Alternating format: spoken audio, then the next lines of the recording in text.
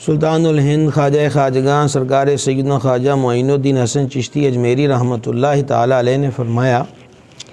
کہ وہ بندہ بڑا عجیب و بدبخت ہے جو گناہوں میں مبتلا ہونے کے باوجود اپنے آپ کو مقبول بارگاہ سمجھے۔ اس میں حضرت سلطان الہند رحمۃ اللہ تعالیٰ علیہ نے بہت خوبصورت انداز میں ایک بہت بڑی بات کی طرف توجہ دلائی ہے کہ بعض حضرات کچھ نیکیوں جو کہ یقیناً سعادت کی بات ہے ان کو اختیار کر کے اس کے ساتھ ساتھ بہت بڑے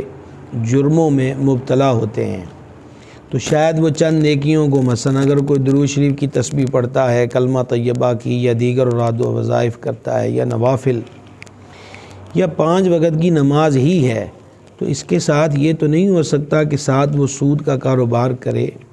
یا رشوت کا لین دین کرے، یا وہ ملاوٹ کے دھندے میں مبتلا ہو، یا وہ ماں باپ کی گستاخی کر رہا ہو، یا وہ پڑوسیوں کی دل آزاری کے گناہ میں مبتلا ہو۔ تو گویا کہ تقوی کی علامت یہی ہے کہ وہ نیکیوں کے ساتھ ساتھ گناہوں سے اپنے آپ کو بچا کے رکھے۔ حضور خواجہ خواجگاں سلطان الہند غریب نواز رحمۃ اللہ علیہ کی چھٹی شریف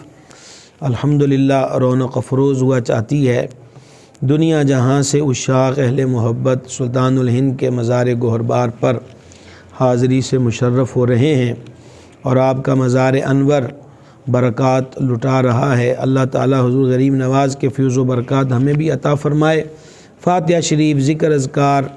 صدقات و خیرات، تلاوت قرآن، ان امور کو اختیار کر کے سلطان الہند غریب نواز رحمۃ اللہ علیہ کی جناب میں ہدیہ ایصال ثواب کیا جائے۔